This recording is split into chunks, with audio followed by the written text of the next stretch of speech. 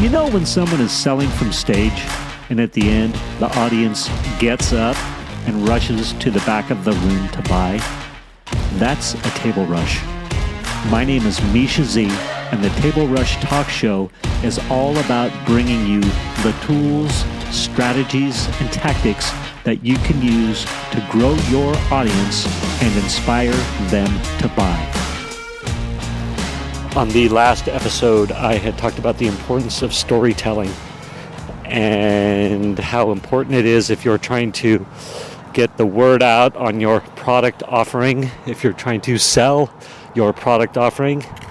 And make no mistake that if you're trying to create a business where people are buying your product or your product offering, whatever that is, whether that's a physical good, an expert service, or brick and mortar, or what have you, if somebody's buying, that implies you are selling.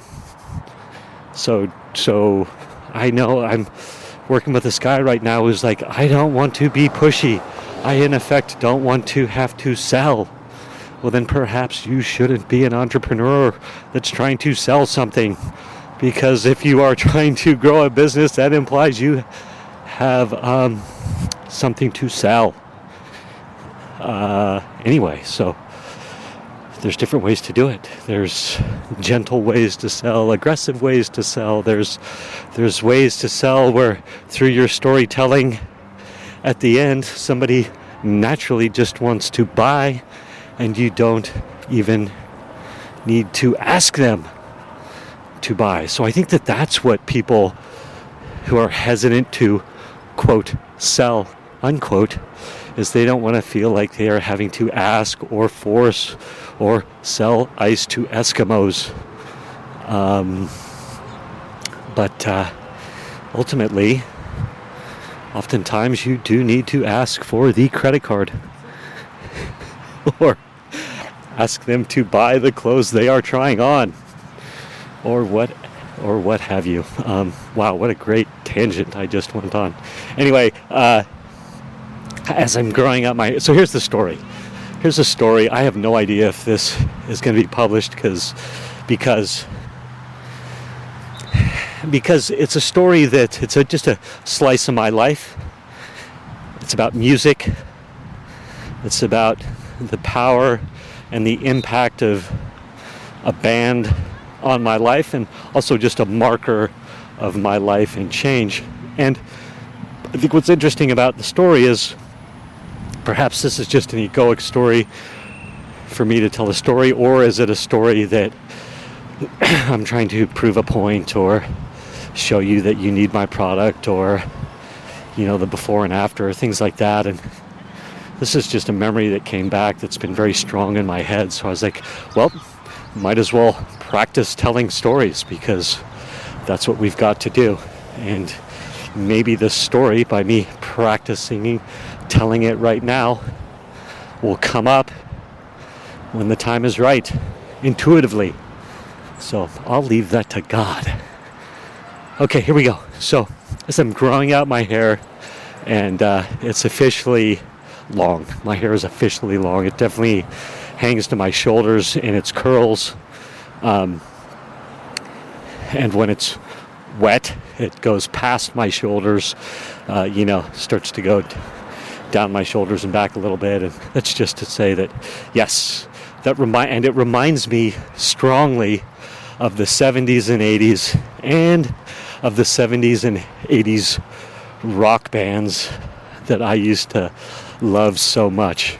And I don't know how the Google knows this, but the Google news feed is delivering me more and more of the long-haired 70s and 80s bands to me, pictures and things like that. And so of course there's Robert Plant and Led Zeppelin, who I've talked about, who people comment on. I remind them of that band due to my curly blonde and gray locks. But another band that's been started to front and center is Van Halen. And, back in their before they had their refined look, they had, Eddie Van Halen had his hair was pretty long, and then he didn't really have bangs, and it's fun to watch bands as they get respectable and start selling more music and stuff, and they start really looking the times properly. There's they've got stylists, clearly. Anyway, it's just a funny thought. So the story is this, man. The first time I heard Van Halen, and how I was like, this is horrible. I was 14 years old. I was living in Jackson, Wyoming. I was 14, and I had just started my foray into actively drinking and drugging. And anybody listening here who's been listening to me for a while knows that I quit drinking and drugging when I was 17. So my super active, abusive period of drinking and drugging was 3 years. From the time I was 14 till the time I was 17 years and 9 months old. Last day of high school is when I quit. But anyway, this would have been 1982, Jackson Hole, Wyoming. A lot different than the famous Jackson Hole, Wyoming that it is now, right? This was 1982, sort of a hippie outpost, big tourist town at the same time, and then ranchers and cowboys, real cowboys, real there's a rodeo in Jackson, Wyoming. I'm sure there still is today, but anyway, so bucking broncos and all those sorts of things. But at the time, hitchhiking was still okay, at least in Jackson, Wyoming. And we used to love to hitchhike as kids. And so I was 14 years old.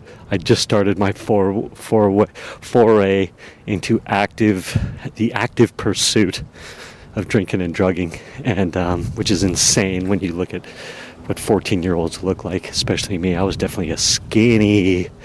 I was always young for my age, trying to be older. Always young for my age, trying to be older. I hit puberty later. I was always tall and lanky, but my balance, my coordination, puberty, all these things hit me late. But anyway, I'm hitchhiking with my buddy, and it's interesting. I'll say this too. My buddy, who I was hitchhiking with this day, I got clean and sober, and I bumped into him a couple times after I did, and the clean and sober never stuck with him, and he finally disappeared. And I was trying to find him, a decade or so ago on the Facebook and all that. What happened to my buddy? And I stumbled across his brother, and his brother said, "Oh yeah, this friend I'm referring to had committed suicide. Could never get clean and sober, and just went down dark, deep."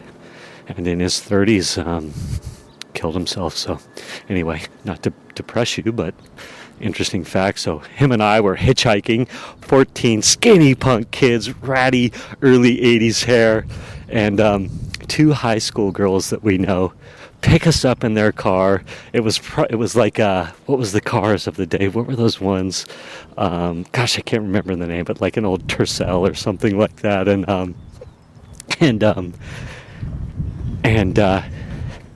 we jump in, they're smoking cigarettes, and we want to be cool. My friend and I were like, yeah, I want to be cool too. And there's this Kinks song playing, except it's not the Kinks.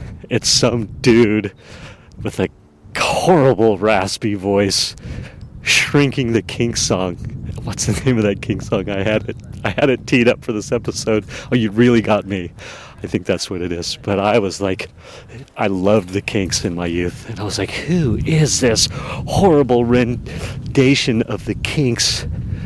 You really got me. It's 1982 in this ratty old high schooler, high schooler car. And these two girls, they like to party. They were partiers, right? And I was a fledgling partier, so these were my heroes. And I was like, I dislike this band, Van Halen and David Lee Roth. And I've been listening to Van Halen a lot as of late, because I was like, man, I so grew to like Van Halen. I loved Van Halen, and of course when 1984 came out, and I was full-fledged drug addict and alcoholic at the age of 16, and that was just the best party music, man. Van Halen was the best party music. So fast forward to I get sober, right? I get clean and sober nudge from the judge. The judge is like, hey, Mischa, I remember his name, Judge Horn.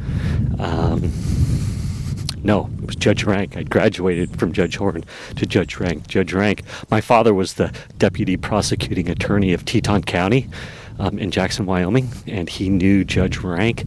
They had a good relationship, and so he worked this backdoor deal. He's like, he talked to the judge, and the judge was like, all right, we'll let him go to treatment, or he can go to 6 months in jail. I was given that offer by my father. He's like, hey, talk to the judge. The judge said, these are your choices. This was common choices handed out to kids my age who were in trouble, by the way. So it wasn't like I was treated special. The way I was treated special is I didn't necessarily have to go directly through the courts at that point. Like, I didn't have to go sit in front of the judge.